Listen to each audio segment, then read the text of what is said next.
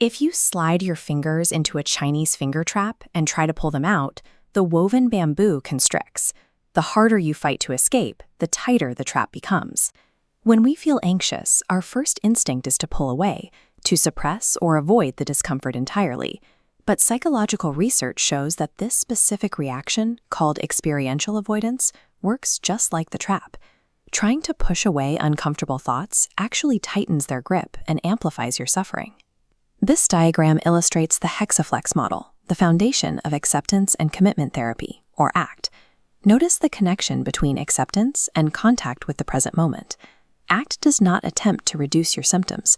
Instead, its objective is psychological flexibility, teaching you how to coexist with difficult feelings without getting stuck in them. Today, we're going to walk through a highly specific, portable 4-step technique to help you drop the tug-of-war rope and create psychological wiggle room around your anxiety. Let's move from passive watching to active practice. Find a comfortable position, place your feet flat on the floor, and close your eyes. Take a slow, deep breath. Now, do a quick mental scan of your body, starting from the top of your head and moving slowly down to your toes. This diagram shows how anxiety usually manifests as physical hotspots in the body. As you scan, locate the single most uncomfortable physical manifestation you are experiencing right now. It might be a tightness in your chest, a constriction in your throat, or a heavy knot in your stomach. We start with step 1 of the technique. Observe. Direct your full, undivided attention to that single localized point of tension. Let everything else fade into the background. Adopt the mindset of a friendly scientist. Instead of judging the feeling as bad or dangerous, objectively measure it. Notice where the sensation starts and ends. Assess its physical weight, trace its boundaries, and check its temperature. Your mind will inevitably wander. It will start telling stories about the anxiety or complaining about this exercise. When that happens, silently say to yourself, "Thanks, mind," and return your focus directly to the physical sensation. By stripping away the mental narrative and focusing strictly on the raw physical data, we remove the fuel that normally allows anxiety to spiral out of control. Now we move to step 2. Breathe. Begin taking slow, steady, diaphragmatic breaths. As you inhale, imagine that breath physically traveling down through your body, moving directly down to meet the center of that discomfort.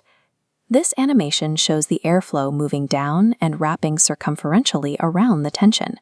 Visualize doing exactly this. You aren't trying to blow the knot away or crush it. You are simply breathing into it and around it.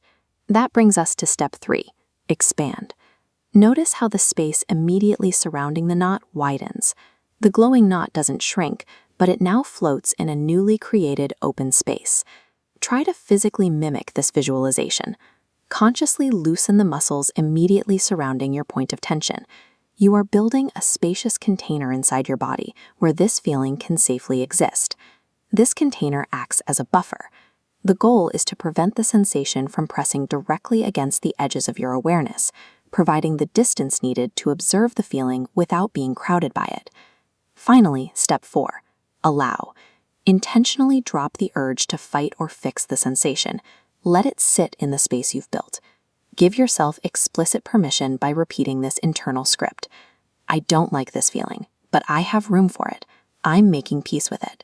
Like the finger trap, gently push inward. By leaning into discomfort instead of resisting, the bamboo loosens, giving you ample free space. Allowing the feeling to exist is not a sign of defeat. It is a deliberate tactical choice to stop wasting energy on an unwinnable tug-of-war. This radical permission redefines your relationship with the anxiety. The sensation is treated as a physical occurrence, unpleasant and temporary, but no longer an emergency that requires your immediate resistance. When you are ready, slowly open your eyes. Notice your surroundings and return your awareness to the present room. Check in with your body. You might find that the anxiety is still present.